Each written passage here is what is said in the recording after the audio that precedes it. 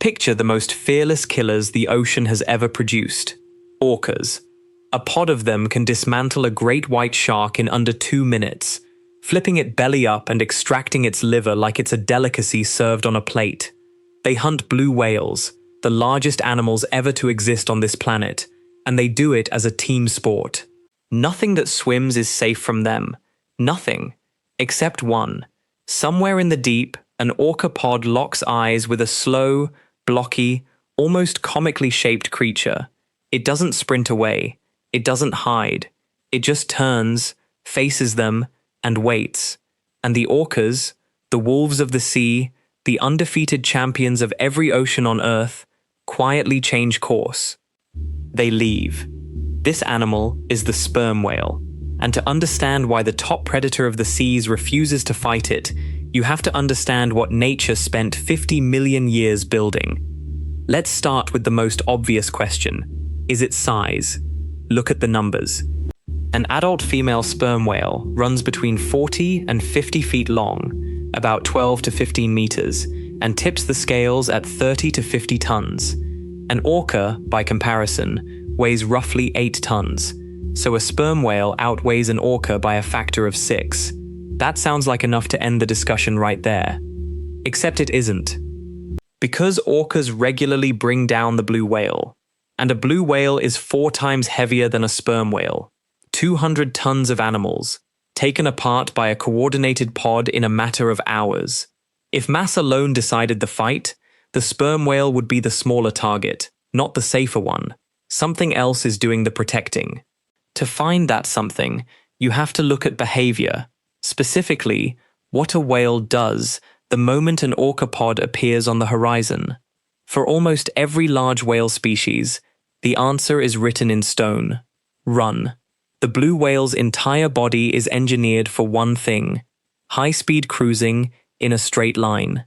Its silhouette is a torpedo. Its muscles are built for endurance, not combat. It has no teeth. Its skull is thin and flexible, designed for filter feeding, not for ramming. When trouble arrives, the blue whale does the only thing it knows how to do. It turns its bulk into forward momentum and prays the ocean is big enough to lose them in. But orcas have already solved this problem. They don't chase in a straight sprint. They run relays.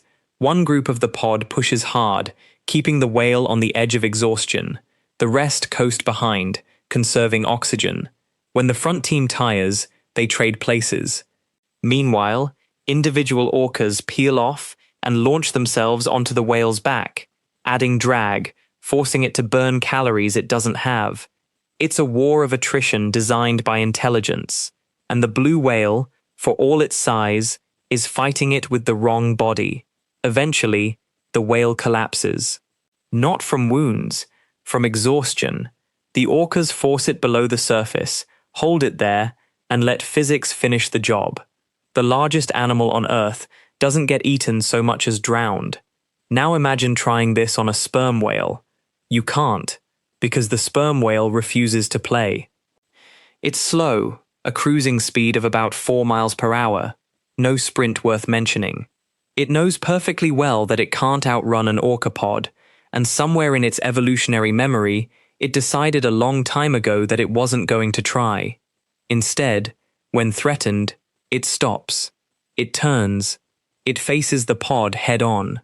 And the entire orca hunting playbook, every relay, every drag tactic, every drowning maneuver, collapses in an instant.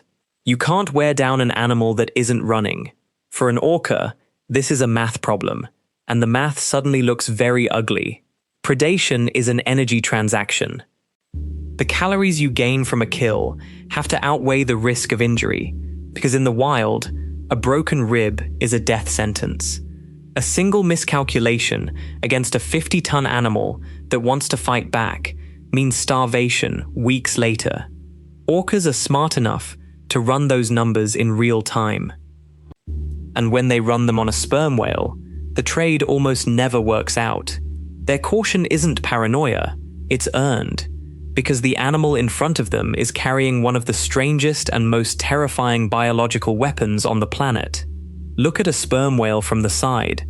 A third of its body, A full third is head, a blunt, boxy, absurdly oversized skull that dominates the animal's silhouette.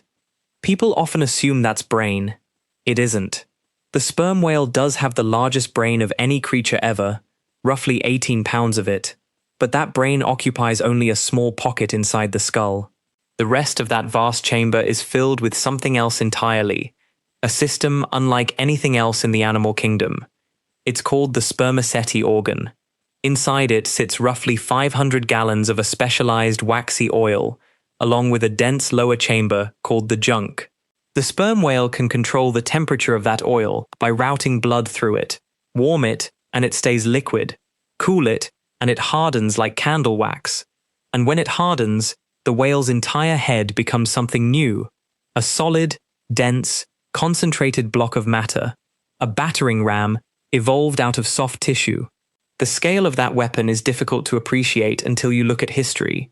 In 1820, an American whaling ship called the Essex, nearly 90 feet of solid oak, was rammed by an enraged bull sperm whale in the Pacific. 2 impacts. The ship sank. The crew was left stranded thousands of miles from land, and the story became the seed of Moby Dick. 31 years later, another whaler, the Anne Alexander, met the same fate. 2 ships, decades apart, destroyed by the same kind of blow. Now translate that force into Orca terms. A 50-ton mass moving at 20 knots delivers kinetic energy that can splinter oak beams. An orca's ribcage, bone, muscle, cartilage, has nowhere near that structural tolerance. A single direct hit to the head from a sperm whale isn't an injury. It's a shutdown. The front end of the sperm whale is, in the truest sense, a no-go zone, and every experienced orcapod understands it. Fine, an orca strategist might think. Then don't go for the adult. Go for the calf. That's the standard orca move against other whales. Isolate the young, exhaust the mother, take the smaller target. It works brilliantly against species like humpbacks and greys. It falls apart completely against sperm whales. Because sperm whales don't just live in groups. They live in a matriarchal society so tight-knit, it functions almost like a small army. When a threat approaches, the pod snaps into a formation that biologists call the Marguerite, the daisy. The adult females gather into a perfect ring. The calves get pushed into the center. And then the entire outer wall of adults rotates outward, heads pointing in, tails pointing out. This isn't symbolic. Those tails are 12-foot slabs of muscle capable of generating enough force to crush bone. Any orca that tries to punch through that ring is swimming into a wall of coordinated hammer strikes. Documented attempts almost always end the same way. The orcas circle, they probe, they wait for a gap, and eventually they leave. Attacking a functioning Marguerite is a suicide play, and every orca that made a habit of trying it stopped passing on its genes a long time ago. But what happens when the formation isn't there? What happens when a single sperm whale finds itself alone in open water, with no pod, no ring, and no tails to hide behind? It plays its last card, and the last card is the ocean itself. Orcas are built for the sunlit zone. Fast, agile, powerful, but shallow. They rarely dive below 1,000 feet. Their lungs, their oxygen storage, their tolerance for pressure, all of it is optimized for hunting near the surface. The sperm whale operates in a completely different arena. It routinely descends to 3,000 feet in search of squid. On serious dives, it reaches 6,500 feet. There are records of sperm whales going even deeper. Its blood chemistry, its collapsible lungs, its slow metabolism, every system in its body is engineered for the abyss. So when a lone sperm whale gets ambushed, it turns downward. It stops swimming forward and starts swimming down. The orcas follow for a few hundred meters. Then the pressure begins to squeeze their chests. Their lungs compress. Their hearts protest. Their oxygen, which they can only hold for a fraction of the time a sperm whale can, starts running out. And somewhere in that darkening column of water, they hit a wall. Not a physical wall, a physiological one. They cannot follow any further without dying. The sperm whale simply keeps going. It disappears into pressure they cannot survive. You can't hunt what you can't reach. And this is only the adult female's arsenal. The males are a different category of animal entirely. Sperm whales are one of the most sexually dimorphic mammals on Earth. Females average around 16 tons. Adult males, the bulls, reach 60 to 65 feet in length and 60 to 70 tons in weight, 4 times the mass of a female, nearly 10 times the mass of an orca. And unlike the females, bulls don't live in pods. They roam alone or in small bachelor groups across the cold, open ocean. They don't need a Marguerite formation. They don't need the abyss to hide in. No orca pod in recorded history has successfully taken down a healthy adult male sperm whale. It has never happened. Not once. Which brings us back to the puzzle. If orcas will attack a 200-ton blue whale, why won't they touch a 60-ton bull? The answer isn't in the pounds. It's in the wiring. The blue whale is a filter feeder. Its entire life is a slow migration through krill clouds. It has no teeth, no combat instinct, no predatory experience. To an orca, it's a moving mountain of protein, with no way to fight back. High reward, low risk. Worth the effort. The sperm whale is the opposite. It is itself an apex predator. Its daily job is descending into the black depths of the ocean to fight giant squid, animals with grasping tentacles, sharp beaks, and their own tenacious will to live. Sperm whales come back to the surface with circular scars raked across their heads, souvenirs from opponents that fought them to the end. They live in a world of combat. They know how to injure things. The blue whale is a cargo ship. The bull sperm whale is a battleship, armored, armed, and captained by an animal that has been in fights before. So if an orca pod actually did commit to attacking, could they at least wear the whale down with bites? The answer is almost cruel in how badly the math fails them. A sperm whale is wrapped in a layer of blubber up to 14 inches thick. That blubber isn't soft fat. It's dense, rubbery, and structurally reinforced. An orca's teeth are about 4 inches long. You can see the geometry problem. The bite lands. The teeth sink. And they stop well short of any artery, organ, or nerve that actually matters. To kill a sperm whale by biting, orcas would have to inflict thousands of small wounds over many hours, bleeding the animal out through sheer accumulation. But while they're doing that, the sperm whale is thrashing its tail, ramming with its head, or diving out of reach.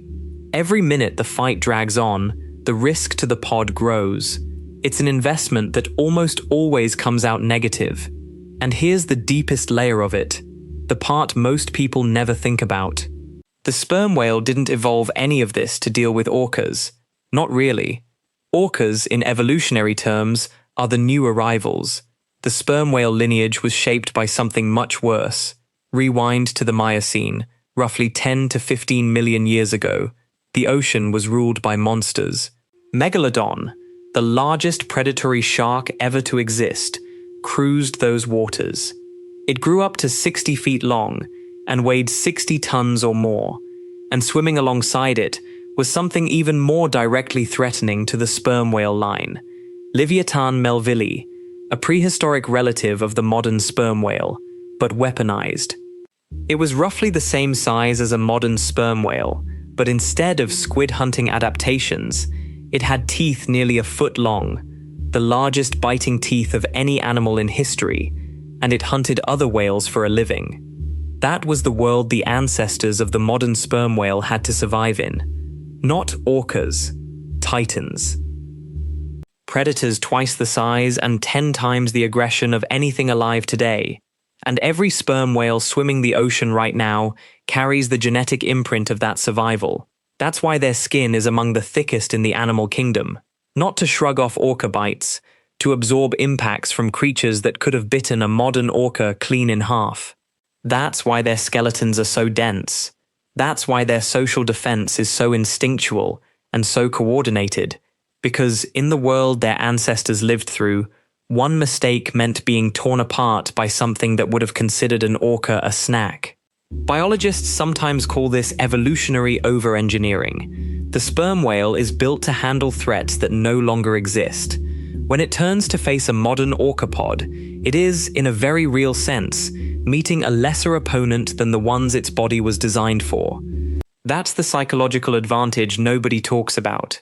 Sperm whales don't panic, because their nervous system was calibrated against nightmares. To them, an orcapod is a manageable inconvenience, a challenge, not a crisis.